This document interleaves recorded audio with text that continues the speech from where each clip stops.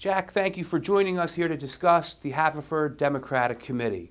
I understand that you are chair. For how long have you been sitting as the head of the committee? Thank you very much for the opportunity to talk about our work. Yeah, I've been chairman since 2014. I've been a Democratic committee person for a couple decades before that. I grew up in Delaware County. I grew up in Haverford, Havertown as I call it, for most of my life. So I've long been an active Democrat, and I'm thankful that the people on the committee asked me to step up and help by being the chair. Haverford Township High School? No, I actually graduated from Ridley High School, but I went to Catholic school in Havertown. I went to St. Denis. I went to 2 years at Archbishop Carroll, and then my family moved to Ridley. I moved back to Havertown after I got married. My wife and I raised our 2 children in Havertown. Well, you've still been there a long time. Yes. I'm only teasing, yes. Of course. Yes, it feels like it. Jack, what is the difference between Haverford and Havertown? That's a great question. So the official name of the municipality of the area is called Haverford Township. There are different post office boxes within that township. So part of it is Havertown. That's where a lot of us call ourselves as Havertonians. But there's people who have a post office box of Ardmore. There's people who have a post office box of Haverford. There's people who have a post office box of Bryn Mawr, who could all be within the confines of Haverford Township. So the official municipality is called Haverford, but those of us who are local neighborhood people, we call ourselves by the zip code that we live in. How is Haverford unique as a township? It's very unique in many ways. First of all, it's one of the, I happen to think it's one of the most wonderful places on the planet. But it's unique in that in Delaware County, of the 49 municipalities, it's one of the very few that's a home rule community, which means that in 1976, the residents of the Haverford Township decided to create their own constitution, essentially. Under Pennsylvania law, you either have to follow the guidelines and the legal requirements for a governing board, or you can write your own constitution or home rule charter. Delaware County is a home rule county, and Haverford Township is a home rule county or township within that county. So our board's a little different, our governing board, than most first-class townships. We have 9 commissioners. We don't have a mayor. We don't have a lot of township-wide elected officials. We've got 9 member board of commissions who govern the board, who are all elected from each of the 9 wards. So each ward elects a commissioner, and those commissioners jointly govern the township. Correct me if I'm wrong. A township without a home rule charter then is just looking to whatever state constitution that is left to govern them. But you have additional rules and ordinances to govern yourself with. Correct. If a township doesn't create a home rule charter and there's a referendum required, they're governed by the first-class township code or whatever township or borough code in state law that their township or their borough fits. So because in 1975 and 1976 the residents of Haverford Township decided to essentially rewrite their governing body, that's what we live under in Haverford Township. And they could give different offices more power. They can eliminate offices. You see that more at the county level across Pennsylvania. Allegheny County just did a home rule charter a few years ago where they changed. In most counties in Pennsylvania, there's 3 elected commissioners. One's a minority, 2 are from the majority party. So the way home rule counties are reforming themselves now is generally they're creating an elected county executive, maybe a multi-member board, so a legislative function separate from an executive function. And oftentimes they're eliminating a lot of the row offices that people don't think we need to have as elected positions anymore, but can be consolidated to save taxpayer money. That's how Haverford is unique in terms of governance. And how is it unique to live there? It's unique because it's just a great place. I mean, Haverford Township has a very diverse community. We've got the Haverford College, which is one of the best universities in the area, or colleges in the area. We've got wonderful walking trails. We've got a good downtown area. We've got it's just a great place to live. We've got one of the top school districts in the country, or excuse me, in the Commonwealth. And people are moving in. It's a very diverse, progressive community. People are fighting tooth and nail to move into Haverford Township, especially young families, because of the value of our schools. People see what Haverford Township schools mean to the community and to our region, and they want to live there. What's going on this election cycle? This is an off-year election, as you know, Larry. Under Pennsylvania law, odd-year elections are for municipal elections. I was just going to say, yeah. What do you mean by off-year? Which Right. we actually should change that. Right. We actually That's should right. change that definition. Right. So explain what you mean by Sure. off-year. Most voters vote in presidential election years, and then there's a smaller number of people who vote in even years where there's not a presidential election. And in Pennsylvania, in those years, that's when we elect the governor. So last year we elected a president. Next year we elect a governor in 2018. 2017 is the year that under Pennsylvania law we elect some judges statewide, but mostly the elections are about municipal governments, county elections and municipal elections. So it's in some ways a lot less sexy to the average voter, but in many ways it's dramatically more important. Most people have very little contact with the President of the United States, for example. They certainly have contact with their local zoning hearing board or the local township commissioner who can make an actual difference in their life. Right. So I think we should start a movement, since this is the more important election. We should start calling these the big elections and call the presidential and governor race the off-year election. You in? I'm game for that. Let's see how let's see how far that goes. Yeah. And in our township, I have to tell you that since the election of last November, the presidential election, I think a lot of people are now interested in local politics because they want to make a change.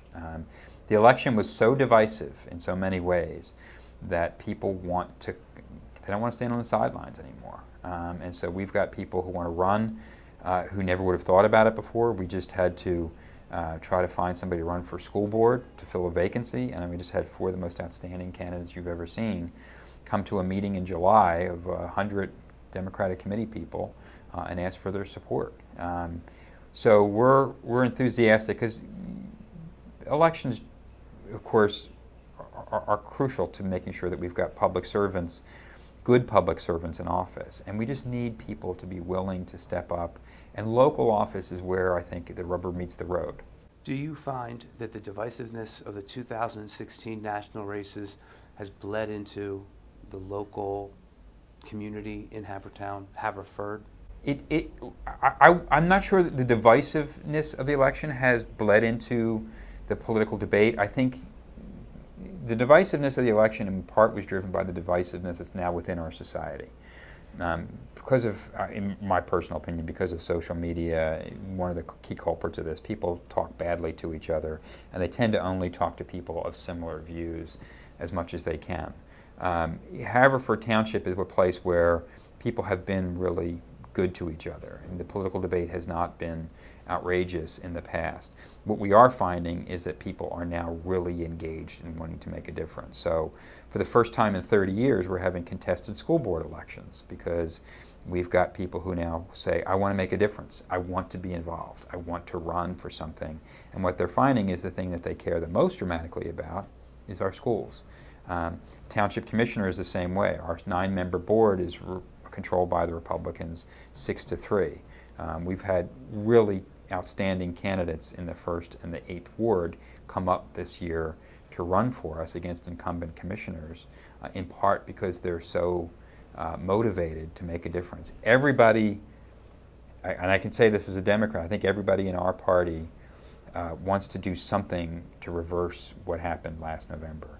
And the first thing that they can do, or feel that they can do to make a difference, is to vote and to run and do it in local elections. And I think you're going to see, you saw in our township, we had an 85% increase in Democratic turnout in this past primary than we did from the primary from 2 years ago. So Democrats came out, they want to run, they want to vote, they want to make a change. And that's good for democracy, it really is. Who is HCAN? HCAN is a great organization that's been founded by some residents of Haverford Township after the November election. It's the local Indivisible group, essentially, and they are just concerned people who want to make a more diverse, more open, more accepting society. And they realize that Haverford is a great place, but they got to start where they live, and they're changing minds. Their victories in their short period of existence has been extraordinary. They just got the Board of Commissioners in Haverford Township to vote two different resolutions, one to support the ending of gerrymandering at the state and federal level, which is a critical issue in terms of political reform. And also to take a position against the President's position on climate change. So we're seeing the effects of residents. You know, as you know from politics, if the voters actually hold people accountable in public office, they can see whatever change they want to see happen. The problem is too often they don't. And what we're seeing, at least in our party right now, in our neck of the woods, is that people are willing to now step up and make that change. And that's, again, that's just a really good thing. And briefly describe your duties as chair. Herding the cats is the way it's been described to me. As you know, the Democratic Party in Delaware County is the mirror opposite of the Republican Party. They're a machine based not upon ideology, but about power and money. Controlled by a few people, and everybody else takes orders. That's my personal view of the Republican machine in Delaware County. Our party is the opposite. We get people who come to be Democratic activists because they believe in something. They mostly believe that government can make a positive good in people's lives, and they want to be part of that. We don't have a machine. We have long and sometimes tedious meetings where everybody's voice gets heard. And we try to find common ground. So my job is to keep them focused, to make sure that we fill out the ballot, have people run for local office. It's my job to recruit candidates and try to help raise money to support them, and give them whatever political skill I have from my own experience to help them in that pursuit of public office. I believe that public service is one of the best things you can do. I've devoted most of my life to it, and I really want to see good people do that. And I tend to find people on our side of the aisle who share that same feeling, and I love to see them get elected. 2 years ago, we elected a very bright township commissioner named Kevin McCluskey in the 3rd Ward in a very difficult race, and that's one of the best things I've been able to accomplish in recent years. Sure. And you have Dan Siegel, Kevin McCluskey. Who's the third? Larry Holmes. Larry Holmes, sure. Dan and Larry are up for re-election this year. They're very strong incumbents. I think they're going to be fine. We have a candidate in the 8th Ward, Jerry Hart, who ran 4 years ago and came very close to winning within a couple hundred votes. We think with the momentum he's got this year and the support he's got, he's going to win. We have a great candidate in the 2nd Ward as well, Sherry Forrest Grupp, who served on our library board and as a teacher. Sure, she's scheduled on the show. Right. Our 9-member Board of Commissioners is all male. And it's about time we have a female voice sitting at the table, and Sherry would be a strong female voice at that table. So we're very excited about her candidacy. And if we win those races, we will be the majority party in Haverford Township. And what that means is a lot more transparency, a lot more inclusion. People are going to be able to volunteer for boards and commissions without reference to party and reference to whether or not the local committee person supports them. You mentioned a word earlier, Indivisible. My first question is, are you a member of Indivisible?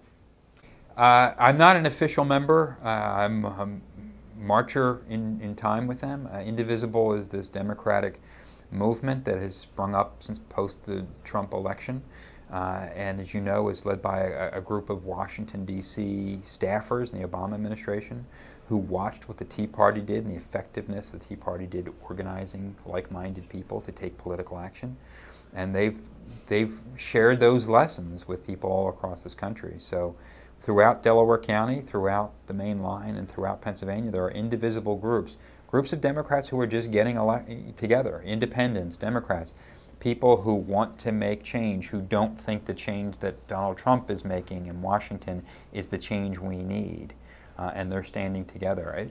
Or worse, that it's harmful. Oh, absolutely. Actually, not only not what we need, but counterproductive, if Correct. I'm not mistaken. Correct. And quite honestly, Larry, the way I phrase it that way is because I think that there are good people who voted for Donald Trump because they want to see change in Washington. And unfortunately, those people, and there's a lot of them in Pennsylvania. He won the state. He won Western Pennsylvania. He won Scranton. He won Wilkes-Barre. He won regions, long-time regions of Pennsylvania that have felt left behind. Well, yeah, and the evidence is strong that he's betrayed those voters. He's absolutely betrayed them. And he attempted to betray them worse with the health care vote. Trump care would have been devastating. Sure. I put on a guest, Samuel Flint, an expert in health care, and he went into, for my viewers, he went into detail on the extreme damaging effects that Trump care would have had. All three and the fourth permutations of the health care bill would have had on especially the Trump voters, of all the irony, the perverse irony. So people who want to become involved with Indivisible, you just mentioned HCAN is the local manifestation of the group. Indivisible exists throughout Delaware County, if I'm not mistaken. Is that correct? Yeah, to my knowledge, there's Indivisible groups in almost every municipality in Pennsylvania or in Delaware County. They're out throughout the Commonwealth, throughout the country.